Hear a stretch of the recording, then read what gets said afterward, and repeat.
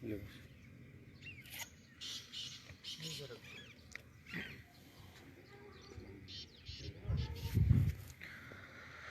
Police साथियों, जय हिंद, जय भारत।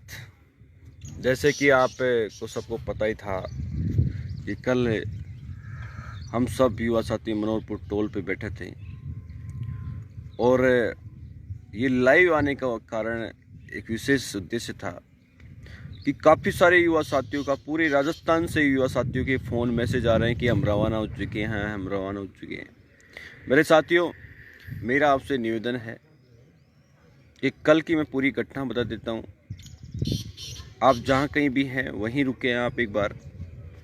हम आगे की रणनीति बना रहे हैं, जैसे ही रणनीति बनेगी उसके बाद में हम बुलाएंगे। कल की मैं पूरी प्लानिंग बनाता हूँ कि कल हम सब लोग NH 8 मनोहरपुर टोल प्लाजा वहाँ पहुँचे।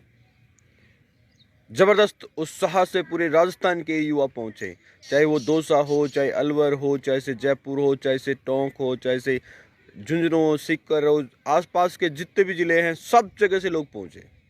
मैं उन लोगों का, तमाम साथियों को दिल से पहले तो सलाम करता हूँ, दिल से धन्यवाद करता हूँ। मेरे साथियों, आप ये वीडियो ज़्यादा से ज़्यादा शेयर करके बहुत सारे लोग वापस आज रवाना हो गए, उन तक पहुंचाएंगे मेरा मैसेज। इसलिए आज अचानक से सुबह मैं आपके बीच में आया हूं। कल की घटना मैं आपको बता देता हूं। कल जो घटना हुई, हम लोग यहां सुबह लगभग 10 बजे हमारे युवा साथी, क्रांतिकारी साथी NH 8 टोल पर धरना दे चुके थे। चक्का जाम करने की हमारी पूरी प्लानिंग हो चुकी थी। इससे पूर्व जैसे ही मैं 11 बजे वहाँ पहुँचा धरना स्थल पे, जो हमारी मांगे थी उस पर बात करने के लिए राजस्थान सरकार मान गई थी। इसके साथ साथ हम वहाँ बैठे, हमारी जो सभी लोगों का जो फैसला था, सभी लोगों से पूछा गया क्या किया जाना चाहिए। तो जो लोगों ने फैसला किया कि आप राजस्थान सरकार का नुमाइंदा हमसे बात करेगा तभी हम बात करेंगे, मंत्री लेवल से नीचे बात नहीं करेंगे। साथियों, राजस्थान के मुखिया ने इस आवाज़ को तुरंत मान लिया। इस आवाज़ को मैं मुख्यमंत्री जी का भी बहुत बहुत धन्यवाद करता हूं कि वो अपने परिवार का इतना ध्यान रख रहे हैं कि हमारी आवाज़ को तुरंत मान लिया। रुको भाई थोड़ी आवाज़ धीरे करो। तुरंत आदरणीय सम्मानीय मुख्यमंत्री जी ने हमारी बात पे गौर किया और उन्होंने अपने मंत्री जो कि इस समय दिल्ली थे, तुरंत उनको रवाना किया और हमारे पास वार्ता के लिए पहुंचा। हमने उनसे वार्ता की, हमने 11 सूत्रीय मांगी थी, वो तो दी। इसके साथ साथ 2 मांगे और थी। एक मांग ये थी कि हमारे जो भाई लोग हैं जो भरतपुर में आंदोलन कर रहे हैं, हमारी टीम के लोग हैं जो भरतपुर में ज़बरदस्त उत्साह के साथ चक्का जाम कर रखा है, उन पे जितने भी मुकदमे हुए हैं वो सारे के सारे राजस्थान सरकार वापस ले हैं। और वो आज उसी के लिए आज हमारी राजस्थान सरकार के मंत्रियों से बैठक होने वाली है। उन्होंने हमें 10 बजे का टाइम दिया है। पहली मांग और जोड़ दी गई कि जितने भी मुकदमे हुए हैं, जितने भी साथियों पर, वो सारे के सारे वापस लिए जाने चाहिए। इसके साथ साथ दूसरी मांग और जोड़ दी कि वहाँ जो विश्वेंद्र जी हैं, राजस्थान सरकार के मंत्री हैं, उन्होंने हमारे ऊपर जो गलत टिप्पणी की है, टीका की है, उन्हें तुरंत उस कमेटी से हटाकर किसी और व्यक्ति को बैठा दिया जाना चाहिए। ये 2 मांगे और जोड़ दी गई है। और साथियों, तुरंत उन्होंने मेरे से फ़ोन से भी बात करवा दी राजस्थान सरकार से, राजस्थान सरकार के मुखिया से फ़ोन पे बात करवा दी। और हमारी वार्ता होने के बाद में हम शांतिपूर्वक हम लोग वहाँ से रात को लगभग 12 से 1 बजे रवाना हुए। और आज मैं गांव बैठा हूँ और गांव से हम ये सूचना और लाइव अचानक आने का कारण यही है कि सारे लोग फ़ोन कर रहे हैं बार बार कि भाई साहब हम रवाना हो गए हैं, हम रवाना हो गए हैं, हम आ रहे हैं, हम आ रहे हैं। मैं उन लोगों को, आप सब लोग मैसेज शेयर करें, ज़्यादा से ज़्यादा शेयर करके उन लोगों को ये मैसेज कर दें कि अभी धरना स्थल पे आपको नहीं पहुंचना है, अभी आपको रुकना है। अगर राजस्थान सरकार हमारी बात नहीं मानती है, आज उससे वार्ता होने वाली है, अगर हमारी वार्ता उनसे नहीं होती है, माननीय मुख्यमंत्री जी से फिर एक बार वार्ता होने वाली है, अगर उनसे नहीं होती है तो फिर हम यहाँ चक्का जाम कर देंगे, NH 8 बंद कर देंगे। तब तक आप जहाँ भी हैं रुके रहें। कोई भी भाई, मैं सबको कहना चाहता हूँ, बहुत सारे युवा कह रहे हैं कि हम लाल सोट बंद कर देंगे, टोंक बंद कर देंगे, सिक्कर बंद कर देंगे। मेरे साथियों, मैं आपसे विशेष निवेदन करना चाहता हूँ, जहाँ कहीं भी हैं आप, ऐसा कोई कदम नहीं उठाएं जिससे हमारे युवा साथी मुकदमे झेलते रहें।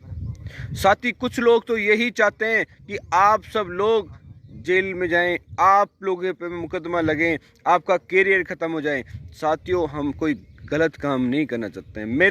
मैं यही चाहता हूं कि हम कुछ फायदा चाहते हैं सरकार से, हमारे हक चाहिए, हमें अधिकार चाहिए, लेकिन उस अधिकारों के चक्कर में कहीं किसी प्रकार का नुकसान हमारा नहीं होना चाहिए।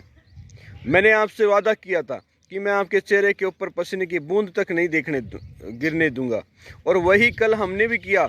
हमने भी वहाँ रोड पे बैठे, लेकिन किसी भी भाई के ऊपर इतना सा खरोच तक नहीं आई थी।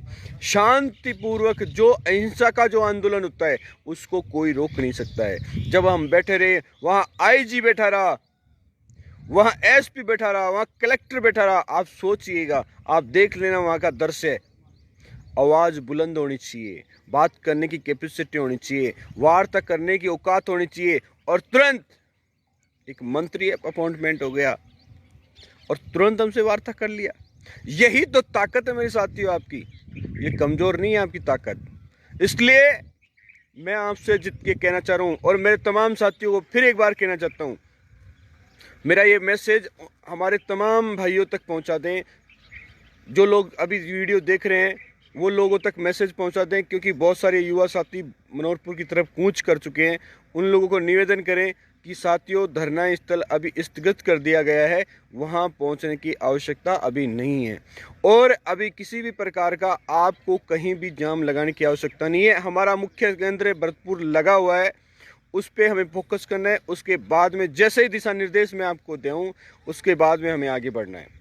इसलिए ज़्यादा से ज़्यादा शेयर करके पहुंचा दें, क्योंकि बहुत सारे युवा साथी अपना टाइम, अपना पैसा, अपनी गाड़ी, सब कुछ खर्च करके इतनी दूर आ रहे हैं। तो ऐसा नहीं होना चाहिए कि वो आए और उनको यहाँ निराशा मिले। इसलिए मेरे साथियों, जहाँ कहीं भी हैं, आप जोर लगा दें, थोड़ा सा जोर लगा दें और शेयर करें, और जो रणनीति बन रही है उस पर हमारे भाई विनोद जी बात करेंगे। नमस्कार प्रिय मित्रों,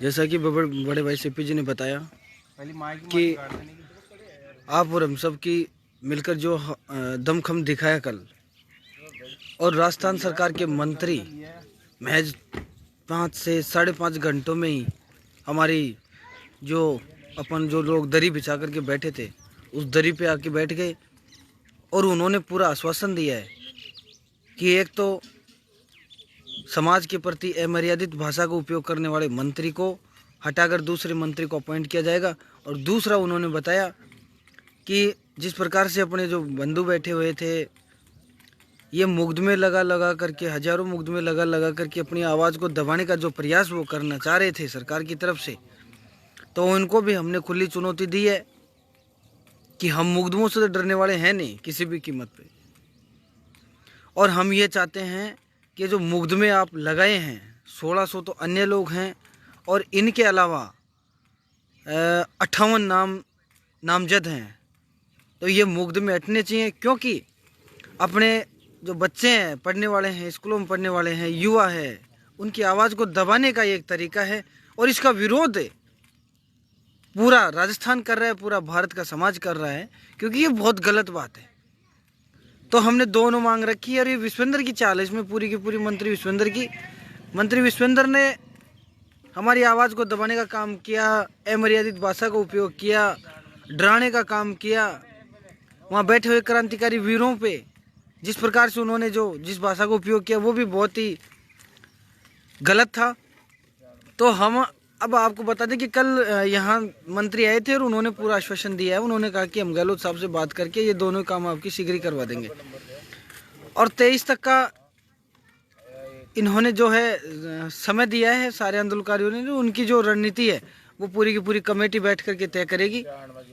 और जो फूले आरक्षण संघर्ष समिति है, फूले आरक्षण संघर्ष समिति, जिसके अध्यक्ष माननीय चंद्र प्रकाश जी सैनी हैं और संयोजक उसके मुरारी लाल जी सैनी हैं, तो इसमें कोई बड़ी बात नहीं है। मिलजुल करके पूरी लड़ाई को लड़ेंगे, समाज हित में लड़ेंगे और निश्चित रूप से अपन लोग अपने उद्देश्यों को प्राप्त करेंगे, अपनी सफलता की ओर अपन पहुंचेंगे। अपने जो मांग है वो निश्चित रूप से पूरी होंगी। एक बात जरूर है, थोड़ा वक्त लग सकता है, थोड़ी देर हो सकती है, लेकिन मैं समझता हूँ कि अंधेर नहीं होगी, क्योंकि हमारा युवा जाग चुका है। बुजुर्ग सड़कों पे बैठे हैं। कल कितनी बड़ी संख्या में बुजुर्ग पहुंचे, 80-80 साल के बुजुर्ग भी पहुंचे, तो क्या बाकी रह गया? तो 15 साल का युवा भी था, अब क्या बाकी रह गया? मतलब जागरूकता पूरी तरीके से है और बढ़िया तरीके से सारी तैयारी चल रही। सीकर में 20 जून का महापड़ाव सीकर में है, एक दिन का वहाँ सीकर में रहेगा बहुत बड़ा। तो आसपास के जितने भी लोग वो सीकर में पहुंचे। सीकर में बड़ी तैयारी चल रही है, कोई दिक्कत नहीं है। और हम यही चाहेंगे कि आप लोग जागरूकता के साथ लगे रहें, मजबूती से लगे रहें। और बाकी मंत्री विश्वेंद्र सिंह के जैसे मंत्री और चाहे विधायक आओ, देख लेंगे, डरने की कोई जरूरत नहीं है। ऐसे मंत्री आते हैं और जाते हैं। 6 महीने बाद विश्वेंद्र जी कोई बता देंगे, चक्कर काटते हुए घर घर पे एक तौलिया सा डाल करके कि वोट दीजिए, पग पकड़ता बता देंगे। तो डरने की, अरे मंत्रियों का ज़्यादा लोड लेने की कोई जरूरत नहीं है। अपने को घबराने की जरूरत नहीं है। अपने उद्देश्य मजबूत होने चाहिए, हमारी मांग है वो मजबूत होनी चाहिए, हमारे इरादे नेक होने चाहिए समाज के प्रति। और किसी प्रकार का मतभेद नहीं रखना, किसी प्रकार का एकजुट होकर के लड़ाई लड़नी है। प्रिय मित्रों, मैं यही कहना चाहता हूं। और बाकी मनोहरपुर टोल पे कल रात्रि में मंत्री जी के आने के बाद में जो है धरना स्थगित कर दिया गया था, वरना कूच करने वाले थे, रोड को जाम कर देते। लेकिन कोई बात नहीं, जब मान लो कि सरकार का मंत्री थी, इतना पहले बोला एसपी आ रहा है, तो भाई साहब ने कहा एसपी का यहाँ क्या काम है? फिर बोला कलेक्टर जी को भेज दे। बोले कलेक्टर साहब का क्या काम है? कलेक्टर का ठीक है, कलेक्टर आ जाएगा लेकिन हमें तो सरकार का डायरेक्ट नुमाइंदे से बात करनी है। तो फिर मंत्री यहाँ पहुँचा। भाई 2 घंटे तक तो कोई वार्ता ही नहीं हुई, और 2 घंटे बाद पता लगा सबको, तो आने लगे सारे के सारे, बोले वो हम भी आ रहे हैं, हम भी आ रहे हैं। तो प्रिय मित्रों, यही कहना चाहता हूँ कि पूरी जोर शोर से लगे रहो, सफलता निश्चित रूप से मिलेगी। थोड़ी देर हो सकती है लेकिन अंधेर नहीं होगी, ये तय मान लो। आप निश्चिंत हो जाओ और अपने जितने भी लोग हैं, जितने भी भाई हैं जो सो रहे हैं, उनको बोल दो, उठो, जागो और संघर्ष करो। समाज के प्रति अपनी आवाज को बुलंद करो। वो कहते हैं बोलो, लिखो, हौसला बढ़ाओ। तो ये सारे काम घर बैठ के भी आप कर सकते हो, और जो निकल सकते हैं सड़कों पे वो निकल भी सकते हैं। और पूरी मेहनत के साथ आप इस काम को बढ़ाएं। इन्हीं शब्दों के साथ मैं अपनी वाणी को विराम देता हूं और सभी क्रांतिकारी साथियों को जय फूले, जय भारत, जय संविधान।